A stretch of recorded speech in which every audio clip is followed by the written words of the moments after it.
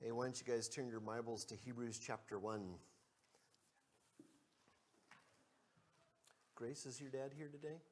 No? Okay. Yeah, Larry gave us a good introduction to the book of Hebrews last week and highlighted several passages, kind of chapter to chapter, that tell us about the meat of the book.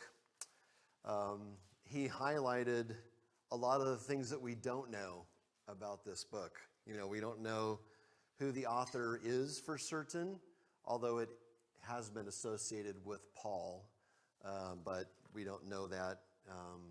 The layout of the book is very different from the rest of Paul's writings, but I mean, that doesn't mean somebody can't change the way they write. So since we don't know who it is, a lot of people, and we'll just call him the preacher. Whoever the author is, we'll just call him the preacher, okay? Which is funny because if you look at the end of the book, chapter 13, verse 22 says, I appeal to you, brothers, bear with my word of exhortation, for I have written to you briefly. I've never written a 13-chapter, letter or sermon and called it brief. Yeah, that's right. Just a quick note. Yeah, so anyway, that's pretty funny. We don't know about a particular audience, although from what we read here, it does seem to be Jewish because they are very familiar with all of the Old Testament law and various things like that. We don't know a particular date, but it was probably before 70 AD. Otherwise, there might have been a mention of the destruction of the temple. A lot of times, we know a specific occasion why they wrote this, but we don't know that. But it does seem like whoever he's writing to, they're kind of returning to old ways. So we don't really know why, but it seems like they're looking back to various things and kind of putting their faith in them. But as Larry said last week, if it's not clear to us, if it's not written here, we probably don't need to know that, right? So God tells us everything that we need to know. He shares with us what he wants us to know. So today we're going to focus on just the introduction to the book, which is 4 whole verses. That's all we're looking at today. Okay, we're going to do the exact opposite of what we did the last few months. We're just going to go really short now. So let's start thinking about this by asking this question, talking about it for a little bit. What are the things that motivate people for life? In other words, like, what's the reason you live and do what you do? What motivates you? And we'll just get it right out of the way. Somebody will go, Jesus. Okay, yeah. But what else? It's our desires, our goals. Okay. Desires and goals, and that is different from person to person, right? Yeah, Adam? Oh, I saw you go like that. Okay. What's important to you? Okay, yeah, things that are important to you. What are some things that are important to people? Let's get specific. Family. Family motivates us. Money. I said friends. Friends, okay, yeah. Power, okay. Yeah. Okay. Yep. It drags you out of bed. Anybody else? Think of provision, providing, Providing for. our needs. Yes, good, okay. Relationships? Yes, Relationship with God? yes, okay. Relationships with God, with neighbors, with family, with friends. Not a few people seems to be a good Oh, yeah, I know, yeah. I mean, for bitterness. yes, pull up your web browser, and there's somebody angry about something, and it seems like that's all they communicate is their spite and bitterness for somebody. Usually a president or something like that, Okay, so these are the things that motivate people and then much more. And we all want a lot of these things to one degree or another. We're talking about a life with meaning and with hope, a life worth living. Our culture tells us that there are many different ways that we can have these things. So what's the right answer? who's the person that we listen to? Our author brings up examples of these things that motivated, I think, these Jews, right? And he said, okay, yes, this thing, this is good and important, but it pales in comparison to Jesus, okay? This thing here, yes, it's important, but Jesus is greater than that. And so kind of one by one, he brings up something that they're motivated by or something they're listening to or someone they're listening to and says, Jesus is greater than that. As I was thinking about this class, I was remembering in second grade, I don't know why, but I had a real trouble with the whole greater than, less than, equal to math problems. I don't know. I guess I probably wasn't listening, to be honest. I probably wasn't listening to Mrs. Peters. So, Was it algebra? oh no, not in second grade. It was just like, which number is bigger, you know? So I looked at a 9, I looked at a 7, I'm like, just guess, you know? But then Mrs. Peters finally said, imagine these are alligators. They want to eat the bigger number. I'm like, oh, I can get behind that. I understand. I want to eat bigger stuff, right? So anyway, she somehow made sense of it for me. But that's what's going on here is think about each of these things that the preacher brings up, and he says Jesus is greater than all of these things, okay? So let's just read these 4 verses here, and I'm just going to have 4 readers. Let's take this second row right here, okay? 1 verse at a time. Starting with you, yes. Long ago, at many times and in many ways, God spoke to our fathers by the prophets. But in these last days he has spoken to us by his Son, whom he appointed the heir of all things, through whom he also created the world. He is the radiance of the glory of God and the exact imprint of his nature, and he upholds the universe by the word of his power. After making purifications for sins, he sat down at the right hand of the Majesty on high. So he became much as superior to the angels, as the name he has inherited is superior to theirs. Okay. So right away, we're already seeing kind of the indication of the greater than, right? Having become as much superior to angels, his name is more excellent than theirs. So we can see Jesus is greater than the angels. These 4 verses are just packed with meat, okay? I can't remember who it was talking about meat and milk and something recently. Somebody was talking about that up here. Anyway, was it Larry? Okay, yeah. Might have been Larry just last week, actually. It seems like a long time ago to me, but anyway. So, yeah, we want the steak, you know, and we're going to get a lot of meat in this. So what I'd like to do is just kind of take a phrase at a time, because the third verse, I mean, each one of these phrases is like, whoa, it's just loaded with all kinds of good statements about who God is and what he's done, right? So let's take a look. The first phrase I'd like to look at is, long ago, at many times and in many ways, God spoke, okay? So how are the ways God spoke long ago?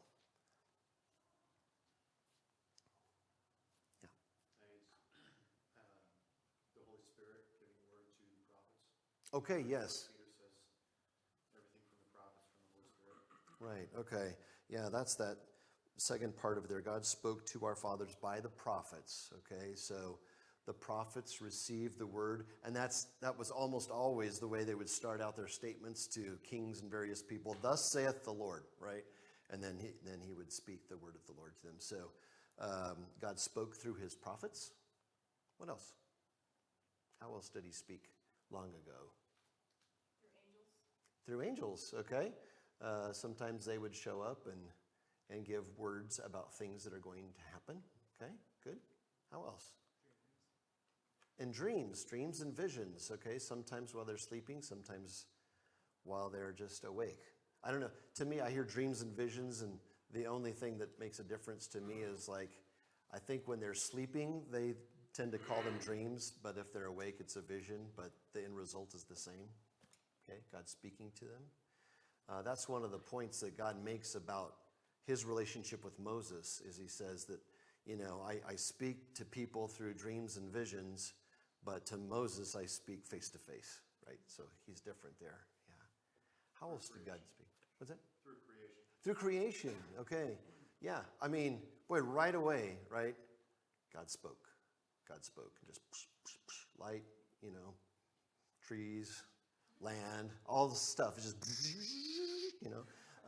it's like Minecraft on turbo. So anyway, God just by speaking, made me think of Psalm 19:1. It says, "The heavens declare the glory of God, and the sky above proclaims his handiwork." So even now, right, we can look at the mountains, we can look at flowers coming up out of the ground, we can look at the handiwork of God, and it speaks to us. There's a God, he's alive, right? He's doing these things, okay? Had to think of, well, he's used a donkey. Okay, yeah. There was even the beast of burden, the donkey, right? He spoke to us, spoke to Balaam through the donkey, right? So obviously he could speak to us anyway. And thinking of that, Adam mentioned through creation, if we would just tune in or pay closer attention to God, we might be blown away by how God is trying to communicate with us today in all various ways. If we Okay. just Yes, listen, good. Okay, so that makes me think of another part of this phrase here too. Long ago, at many times and in many ways. Why did God speak many times and in many ways to us? Because we need it. Because we need it. Okay, good. Yeah. Well, I think it's just so that he wants his people to know there's no limit to him. Okay. He can communicate in any way that he wants, in various Okay. ways that will wake us up, whatever it needs Yeah. for us as his people to get it. Okay. Yeah. Good. Mrs. Peters knew that when she gave the alligator analogy for me. All of a sudden, I understood. Okay. But yeah, it doesn't connect with everybody, so he speaks in different ways. Okay. And in many times he does it, right? I mean, that kind of makes me think of like being a parent to a child, right? You might have to say things more than once. Adam, do you ever have to say, not say, yeah, I was gonna say not Sable, Parker. Yeah, have to say it more than once, in order for it to take place. So I like that about this. I don't get that here that God is like irritated or bothered by having to do it a bunch. He does it because he loves his people, but they do need it a lot. Well, and I had to think, even in our own families. Yeah. Each child is a little different. True. And they hear things different. Yeah. In a different way, and maybe it take different discipline for one than it did the others. In the same way with all mankind, God knows that it's going to take different ways Yeah, okay, for some to get it and understand. yeah. And what does that tell you about God, that he spoke many times and in many different ways, the things that he wanted us to know? What does it tell us about God? Yeah, I think he cares. He loves us, He's active, okay? And that doesn't end. That's still going on. And he wants to communicate. Okay, yeah, he desires that.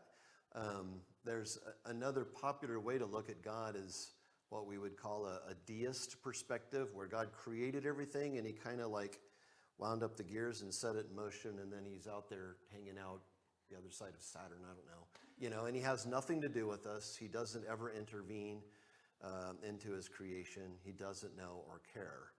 But we understand that he's a God that knows us intimately. And so he speaks to us in many different ways, and he wants to do that. He wants to communicate with us. I don't know many friendships that never talk that are doing well, right? Or at least they're probably not, maybe they're not getting any worse, but they don't grow any, if there's no communication, okay? So So that's the first phrase I was thinking about here. Yeah, our God's not a mute one. He speaks and new life happens. Okay. Yeah, and then Adam brought up about the prophets here. So one of the things that the Jewish people were fond of doing, and you see it through the writings here, is enumerating their lineage, the genealogies, right? And there's good things about that because you can see, lines unbroken and how God was faithful and who was in the genealogy. That's surprising sometimes. But on the other side of it, sometimes that can be used to kind of puff ourselves up. I'm a descendant of so-and-so, right? But if they're remembering their Jewish heritage here, we could think about when God first called Abram and Isaac and Jacob, and then we've got guys like Moses. Think about the major prophets, Isaiah and Jeremiah, Ezekiel, Daniel, all the minor prophets. How many minor prophets are there? Let's see how we do.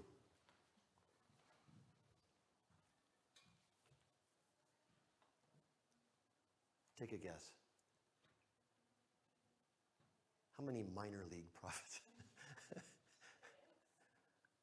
No, more than 6. Greater than 6. Less than that. I think it's 12. 1, 2, 3, 4. You should have said it. Yep. Yep. Okay. So let's see if we can do it. What are our 12 minor prophets? Here, and I'll underline them so we don't mess it up. Joel, yes. Amos, Yep. Jonah, yep. Micah, yep. Nahum. Habakkuk, or Habakkuk, as I've heard it said. That seems weird. Who? Yep, she said Nahum, I think. Yep. Zephaniah, correct. Haggai, not the Scottish nasty dish. Haggai. We have 1, 2, 3 left. Zechariah, Malachi. One last one.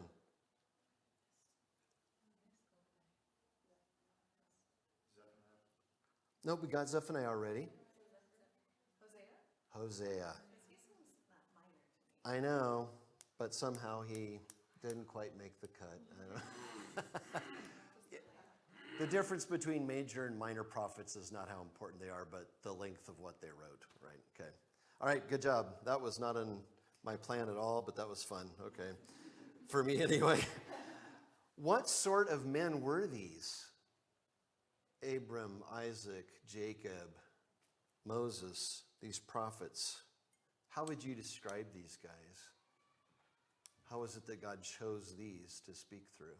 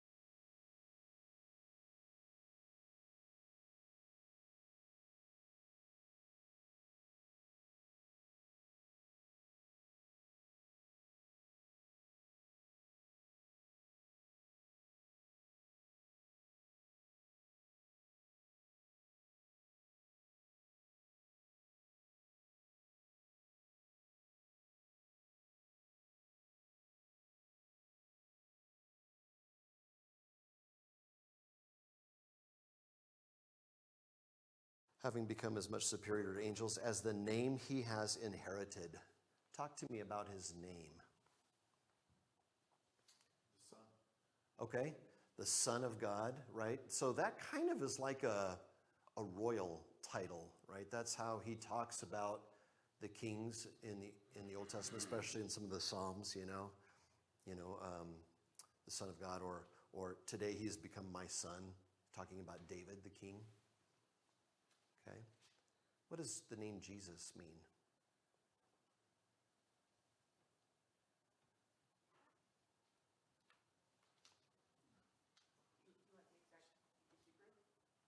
Yep. Yeah, so, I mean, yeah, but what does it mean? So, yeah, the Lord saves. That's what his name means. So, Jesus is the English version, Yeshua is the Hebrew version, or Joshua, but the Lord saves. That's what his name means, okay?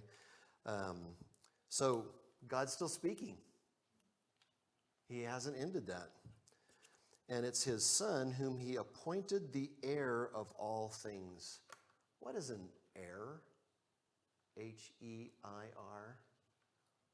What do you think, Sable? What's an heir? Not a hair, but an heir.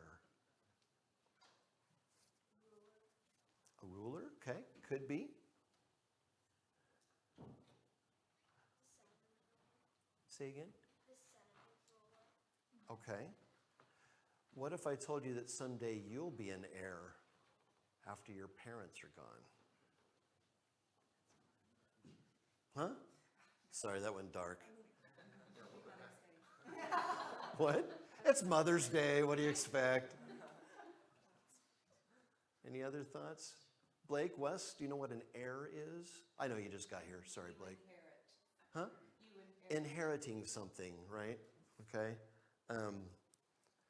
My younger kids haven't done this as much. My older sons have, maybe because they figure I'm closer to handing things over. But they're like, hey, someday, could I have this? Could I have that?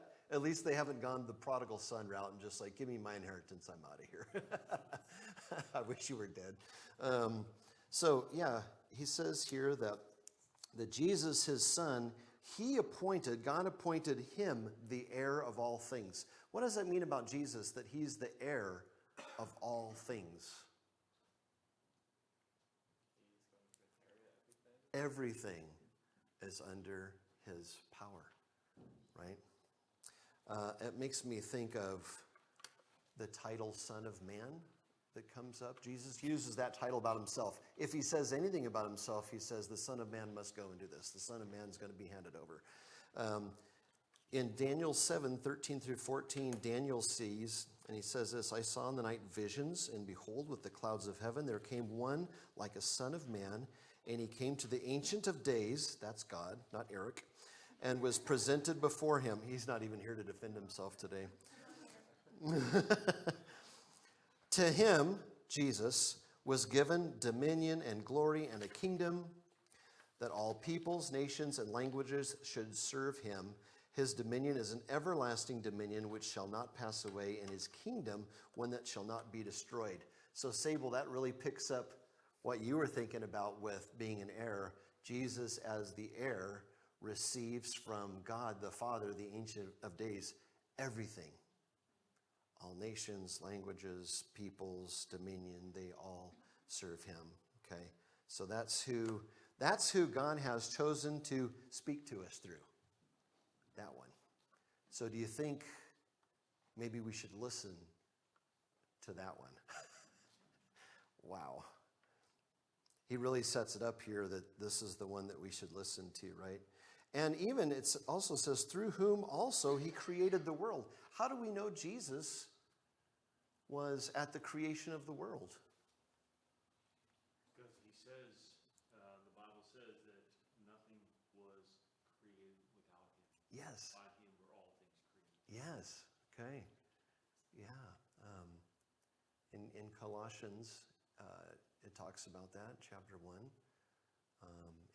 In John, it talks about, in the beginning was the Word, and the Word was with God, and the Word was God. He was with God in the beginning. The Word. And then as you read through that, you realize that the Word became flesh and dwelled among us, and that's Jesus, right? So he was there at the beginning. Go on back to Genesis 1. How do we know that it wasn't just God alone? Let us make man in our image. This is not God having gender confusion about his pronouns. He was actual plural, right? God the Father, God the Son, the Spirit. Maybe he's talking about more there than that, but we know that, right? That he is there. Okay? Let us make man in our image. Okay, he is the radiance of the glory of God and the exact imprint of his nature. He upholds the universe by the word of his power. So I'm reading from the ESV here, exact imprint. Does somebody have a different version that says something different? We're looking at verse 3. Exact, what do you have, Faye? Mine says express image. Express image, okay. Exact representation, okay. Okay, so each of these things get at it just a little bit differently here. You know, if you go back in church history for the first, 300-400 years, there was a lot of talk about how does God relate to the Son? How does the Son relate to God? Is he of similar stuff? Is he the same stuff? Is he 50% God, 50% man? How does that work out? It's math again, math is always. So there was kind of that struggle there to figure out Jesus' deity. And so what this says is he's exactly like God, right? And I like the ESV here where it says he's the exact imprint. It makes me think of fingerprints. So I dove into that a little bit, just kind of preparing for this here. As far as I know and what I saw, there's no two fingerprints in all the world that are the same. You have 1 in 64 billion chance that your fingerprints will exactly match somebody else. I call that very bad odds. Okay, so in other words, each person's fingerprint is exactly different. So that's interesting here in the ESV for it to say that he is the exact imprint of his nature. So in godly characteristics and godly nature, in his divine nature, Jesus and God are exactly the same. Same fingerprint. Yep, perfect match. Right? That's pretty cool. So Jesus says in John 14:9, whoever has seen me has seen the Father. Okay, so what does that say about God? If he sends Jesus, the exact imprint of his nature, and Jesus says, whoever's seen me has seen the Father, what does that say about God? That he sent him.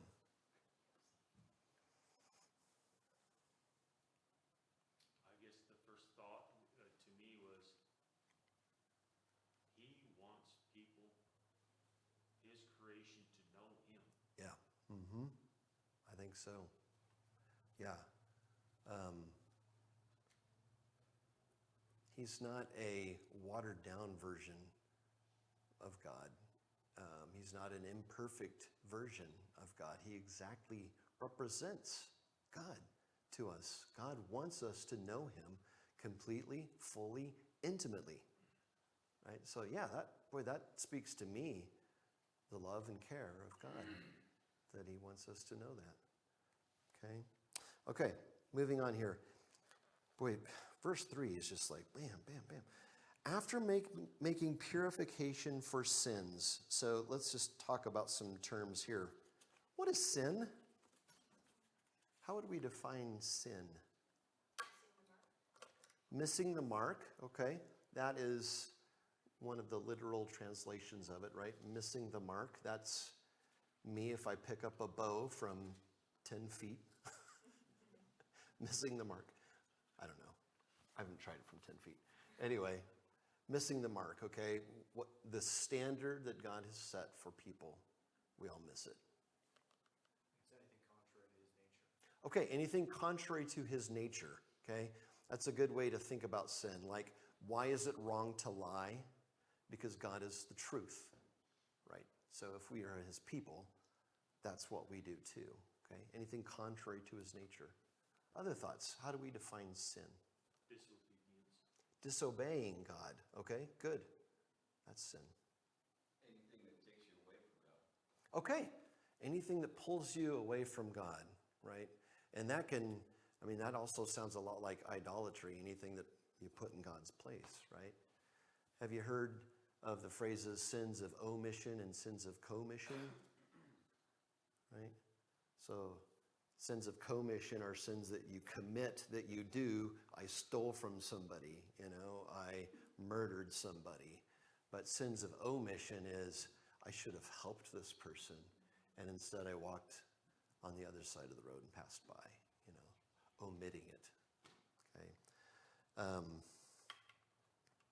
But sin is more than just what you do or don't do. It's like it's a power that works contrary to God. Since Adam and Eve sinned, all have sinned and fall short of the glory of God, right? It affects our nature. We're all fallen because of it. It's the reason everything is slowly falling apart. Why do you have to fix your tractor? Why do you have to fix your home? Why do you have to fix your relationships? It's because of sin. It just breaks down everything that is good, okay? And the wages of sin is death, Romans 6:23 tells us. So, who's a sinner? All, right? Everyone. Okay, how about purification? Because it says here, after making purification for sins, he sat down at the right hand. How would we define purification? I don't use that word very much in my house. Yeah, I believe that Emmeline and Everly had their purification yesterday afternoon, right, Elise? Okay. Little cleansing. Sable, do you guys call it purification? When you go, no? Okay. Lowbrow people. Yeah. Yeah.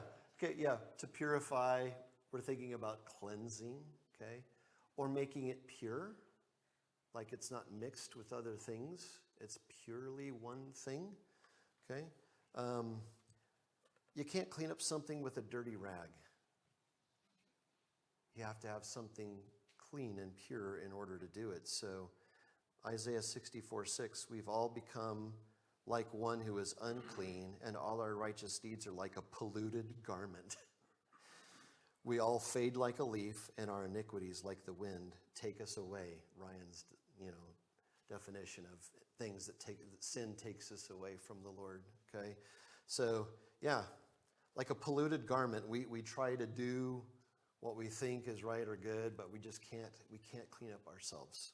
Okay, there's only one way that sin can be dealt with. It's a sinless one, and a sinless God, that can die in our place.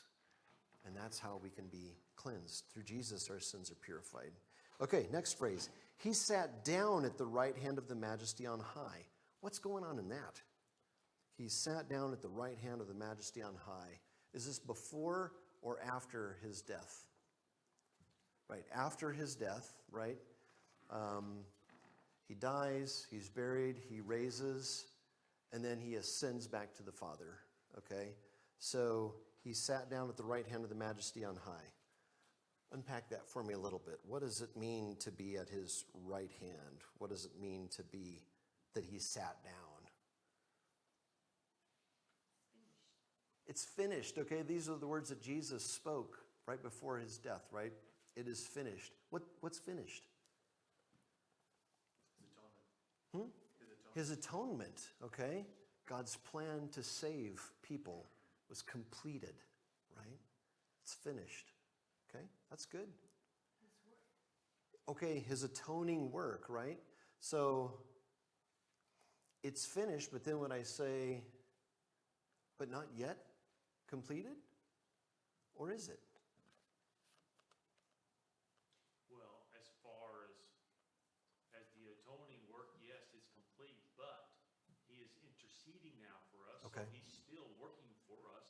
Okay, yep, still working, okay. Yeah, that's good. Like people involved in guerrilla warfare after the war has been declared over and they don't know it and they just continue to fight, right? The war's won. The winner's already been declared, but you continue on in this mess, okay? Yeah, it's done, it's finished. In the ancient world, being at the right hand of somebody in power means that you have their authority as well. Okay, so it's like God is giving his authority to Jesus. When he sat down, it's finished, right?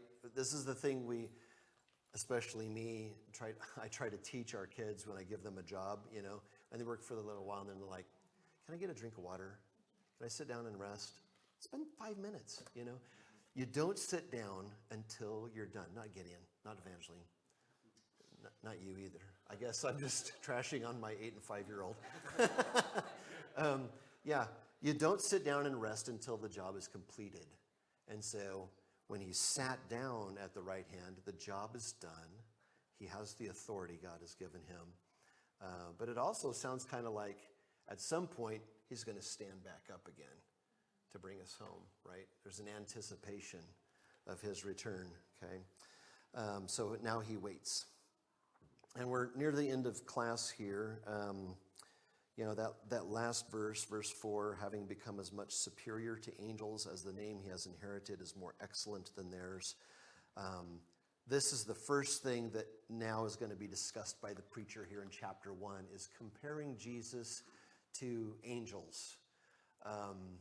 You know, I have discovered there's a bit of a fascination growing, I think, in angels these days. Like different names for them and archangels and who's in charge of what and stuff like that. And it's kind of interesting here, but the pale in comparison to Jesus, you know, I mean, if he's been given all the authority for everything on heaven and earth, then an angel is just an underling to him, you know. He only does what the Father and what Jesus might command him to do. So that's where chapter 1 will go. And we'll see that here in the next week. So be thinking about that. I'd like to encourage you to read chapter 1 for next week. And Adam's up next. I don't know if you want to handle more than 4 verses next time. But anyway, that's where we'll be going in chapter 1. But come back now to where we kind of started this class is there's lots of things that can motivate us in our culture, lots of reasons we might want to live, lots of things that we try to pursue, a lot of voices to listen to. And we need to be encouraged to listen to the voice that created it all, right? Out of all the voices in culture, we should listen to God and his son, Jesus. And let's finish with this. How can we listen to him? What are some things that maybe we should do that we can make it so we can hear him better? Yeah, Paul. Reminds me years ago in Belen, New Mexico, when we lived there. Went to a Napa store to buy some parts, and he gave me the receipt. And on the receipt, I printed out, to hear God's voice, turn down the world's volume. Interesting. Sounds like the owner of that shop was a Christian. Turn down the world's volume. Okay, I like that. So how do we do that? Because I haven't found the knob. Okay, okay. Maybe it's something as specific as our own technology in our hands. Lessen the amount of time, turn it down.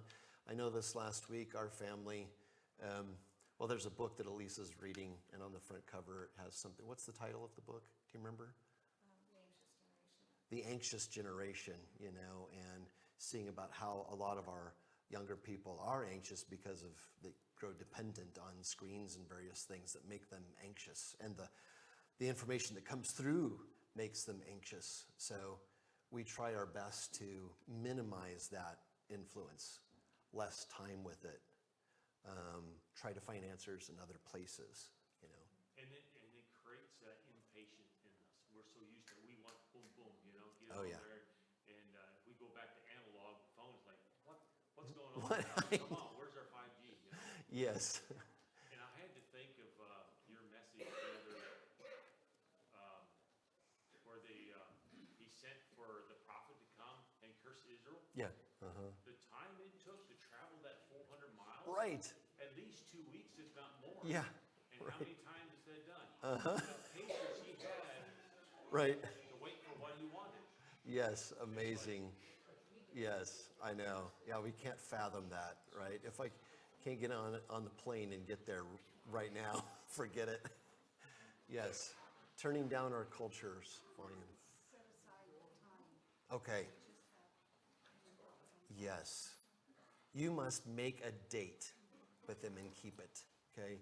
Make time for it. That's really good. Yeah, Adam? Yeah, just to echo that, if there's a habit that you're trying to break, or you can't, it doesn't work just to try to stop.